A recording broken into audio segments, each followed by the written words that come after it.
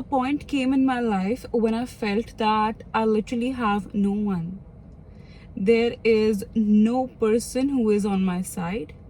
I have my mother who looks up to me with those big sparkling eyes, having those big dreams for me, having so much faith in me. But apart from that, I didn't know what I wanted from my life.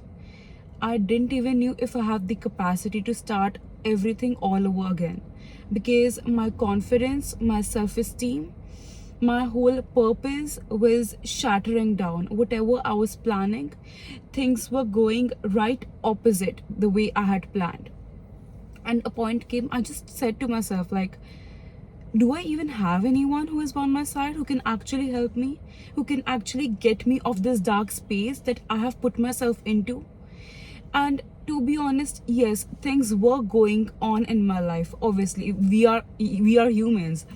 We experience and encounter and go through so many experiences, but apart from that, it was just me and my thoughts which were causing me immense amount of pain. And at that day, I understood that, you know what, I have to be that person for myself. No one is going to come and save me. No one is going to grab my hand and show me the way. Your life, when you feel that I truly have no one, I have no one by my side who can tell me, who can just grab me and show me the way out. And at that time, you are in the most dark space. You feel as if no one is able to comprehend you. The smallest thing that is happening to you is causing you so much pain. You are overthinking all the bad things that happened to you in the past. And you are in this vicious circle of self-misery, of self-doubt, and self-victimization. Trust me, if you stay strong, if you understand the power that you hold, this will be the most powerful turning point of your life. Hi guys, welcome to my channel. In today's video, I'm going to talk about something which is literally so close to my heart, and that is my growth journey. I feel until and unless a person hits the rock bottom, they will never change. Right now, I can make big commitments to change my reality, to work on myself, to be the most successful person alive. But after just like few days, when I get comfortable back to my routine, when things are going with the flow, I will be back to my old ways. But when a person literally hits the rock bottom, they understand that, you know what, I have to go all in, because the pain that I'm enduring right now is literally more than the pain of change. That's when they take accountability. That's when they walk on the path of growth and development. See, right now you have this option of crying yourself to bed, hold yourself as the victim to the situation of whatever you're going through, and not take accountability. Or the second option is to flip the coin, to literally turn the table, and that is do the thing which no one is expecting you to do, and not even your own self. That is, take accountability of your life. My life started to change when I started to improve as a person. It was when I took the accountability of the situation. Maybe someone did something wrong with me, or maybe someone did something really, really bad to you. But you have to understand that it doesn't matter how much you cry, how much you curse, how much of a victim you are, nothing is gonna change.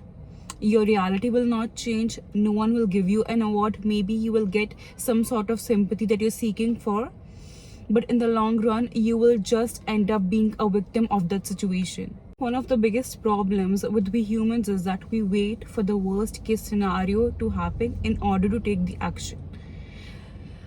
Sometimes doctors says to the patient that, you know what, there are high chances that you can end up having sugar or high blood pressure, so just take the precaution. And at that time, we don't listen to the doctor and we don't take them seriously. And after a few months later, we visit them, and at that time, whoa, boom, bad news. You are having sugar, you are having high blood pressure. And at that time, we just question ourselves, because right now we are given with these huge amount of instructions and things of precaution, and at the same time we have to take medication. With that, more health issues are arising. So same is in the case of life as well.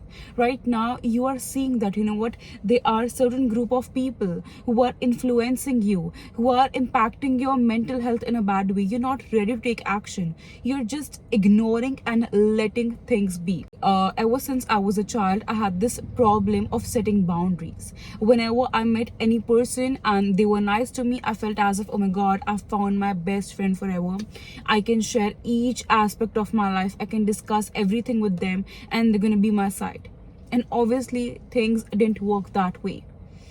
And whenever their actions didn't match my expectations, I used to boycott them. I used to have this violent reaction, not understanding that it was me who has to take accountability of my life, not understanding the concept of boundaries. See, if you want to grow as a person, you have to understand and learn and practice the concept of boundaries in your life. Right now, if you have this habit of oversharing, right now you feel that you get attached to people like really quick.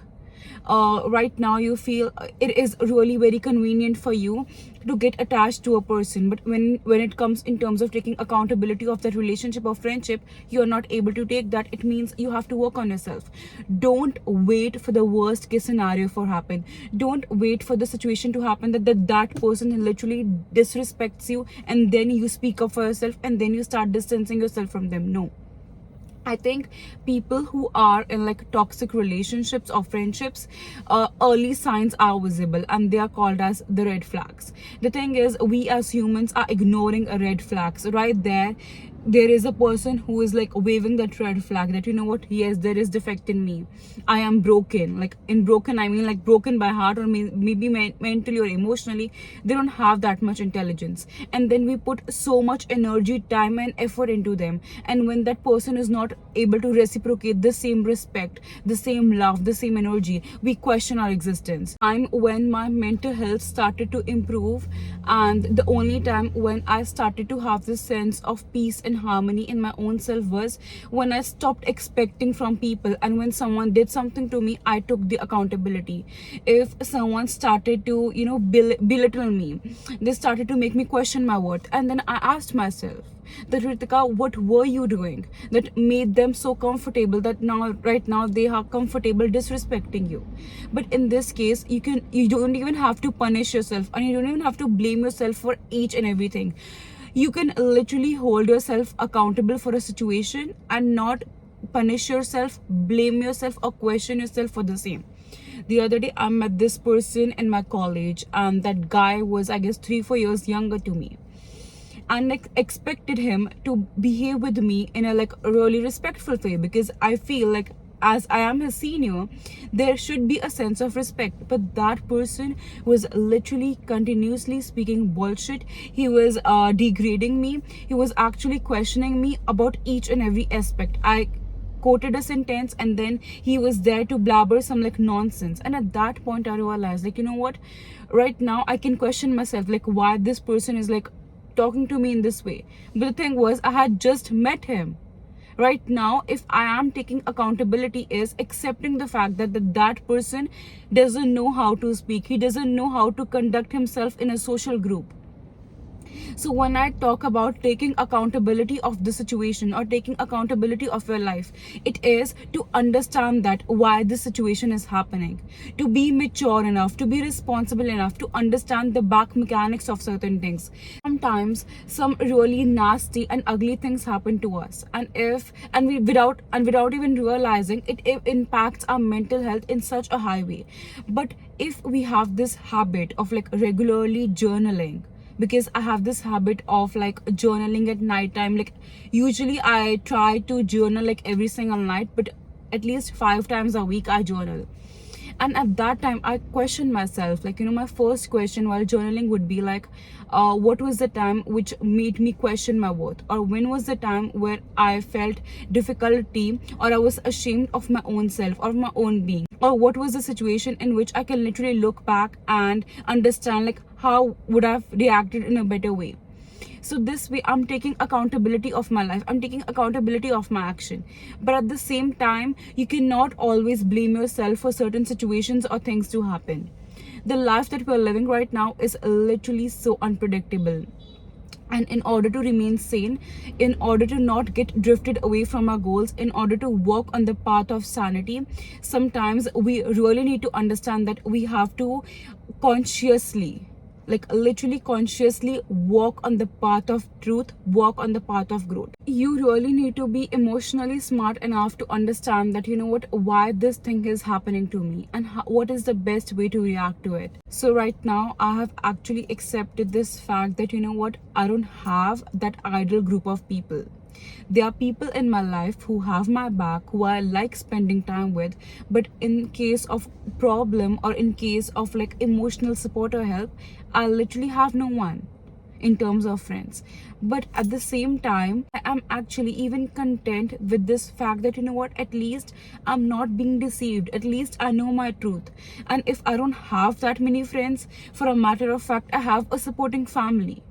And if by chance you don't have those supporting siblings, you should be thankful for the fact that at least you have your own self. I have seen people who had everything sorted out. I had this friend in my like high school days. She had like such amazing parents. She had like such nice siblings. She was actually the older child. But because she was having this battle with her own self, because of low self-esteem, I have seen her struggle. Because every single time I used to talk her about something, she used to have this competitive approach. Whenever I used to talk about my growth, she used to just meddle in and justify how she is doing right. Whenever someone used to compliment her, she used to justify why she was dressing a certain way, or why she was leading her life in a certain way. So why was that? Because I have seen her that people were with her, but she was not there for her own self, and that was the reason why I have seen her struggling. I have seen her questioning her existence, and maybe that was the reason why like I ended friendship with her. It's been such a long time I haven't even contacted her, because a point comes in your life when you understand that, you know what, maybe that person is genuine, maybe that person has the best interest towards you, but because they are in a war with their own self, it is impacting you in a bad way. So at times we have to make our own self the priority, because see, right now I can be the nicest person, I can be the shoulder to cry upon for someone else, but if I am myself not sane, if I am mentally not fit, how can I ever be there for anyone? So if you really want to grow in life, and if you right now you feel that, you know what, there is nothing left for me, understand that it's all about mindset. There are days when I literally question every aspect of my life, because I am an overthinker. I end up being in a vicious circle where I never want to be. But then I start doing the right thing. I start journaling, I start reading, I start listening to nice podcasts. This morning I was not in a mood to literally read a single word. But then I was like, you know what? I have to do it for my own self. I have to do it for my younger self. Because if I have those big dreams, if I have that big vision for myself, I have to work towards it. Sometimes we should let our emotions not control us. In order to be disciplined, you have to give your emotions the backseat, because today you may feel like, you know what, having a piece of cheesecake, and tomorrow you may have this willingness to skip the gym, and the very next day you will be not physically fit to actually get out of the house. So this way you will be distracted. So in order to be disciplined, in order to be consistent, in order to be there for your own self, you have to have control over your emotions. I really hope this video was useful, and I love you guys so much. Bye guys.